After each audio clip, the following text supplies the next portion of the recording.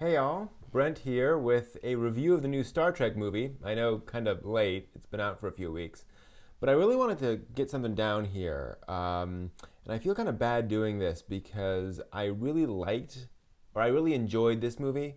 When I went to see it with a couple of friends, I remarked that I really had fun. It was a fun action, big dumb action film. Um, and I thought the performances were great. I mean, across the board, I think everyone did a great job with their characters.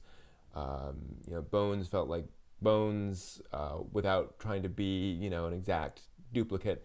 I was just really impressed. I think it was done really well. Um, Except for something that started to bother me the more I thought about it. And now that I've really gotten a chance to think about it, but thinking back to the original Star Trek series, which tackled racism, freedom, war, themes of loss, of betrayal, of desiring more than you can have, of trying to outwit things much greater than you are. And I realized this film is a big, dumb blockbuster film. It's not really what I started watching Star Trek for. I started watching Star Trek, like the original Star Trek series and science fiction in general. I started watching for the big stuff, for questions about what it meant to be uh, sentient, about what society means. I mean, look at the episode with Kodos the Executioner and questions of whether what is vengeance, what is justice. The only depth in the new Star Trek movie has to do with Spock's frustrations and concerns over whether he should be human or Vulcan or whatever. And I'm sorry, that's kind of old. We've been dealing with that for decades now. I thought we were supposed to put that to rest in Star Trek 4. That's just been done, and I think we've kind of delved into that material. And when that's the deepest you get in your movie, in your complete reboot of the Star Trek franchise, in a feature film that I spent $8 to go see, I'm kind of disappointed.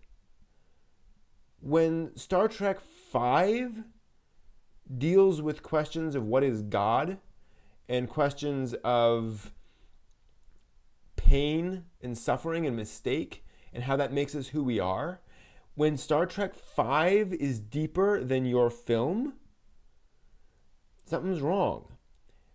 And like I said, I feel bad because I really enjoyed this film, and they had a lot to accomplish in this film. They did accomplish a lot.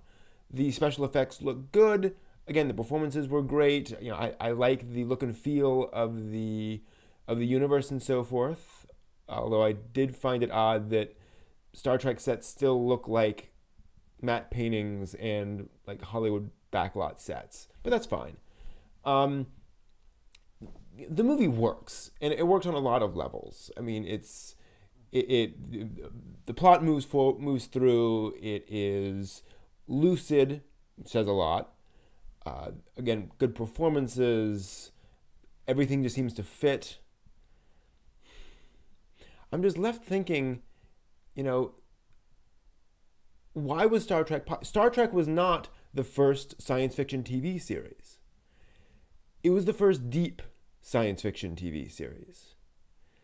It went and explored a lot of things. Harlan Ellison, one of the crankiest, weirdest science fiction authors out there, and I say that with love, Harlan. Not that he's watching this, but Harlan Ellison wrote a script for Star Trek. He wrote a script for this show. That's how important it was. That's what it was willing to tackle. It was willing to tackle stuff written by the guy who wrote I Have No Mouth Yet I Must Scream. And for the big reboot, we get a big dumb action film. Now some will say, okay, it's the first movie in the franchise. Granted. But The first movie in the original Star Trek series questioned whether a human could be God. This can't. You know, and again, we've had other Star Trek movies that go that deep. So the idea that this is just not doable, I don't quite buy, frankly. And I'm left rather disappointed. And again, it's unfair, but I expect more from my science fiction. I did not. Sorry. And I hope that the next movie gets deeper. I hope they go in interesting directions. But this just was not my science fiction. Science fiction fandom and the science fiction community is supposed to expect a lot from its science fiction. We expect deep questions. We expect probing about what it means to be human, and not just human as opposed to Vulcan. This just didn't have it.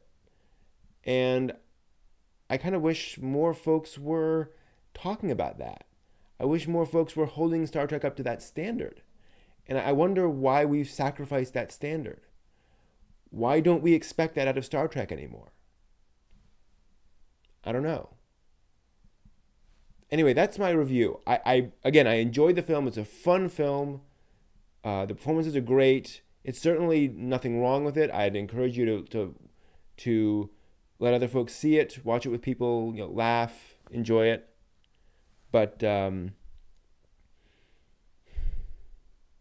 it's missing depth, and the depth really is missing. Sorry.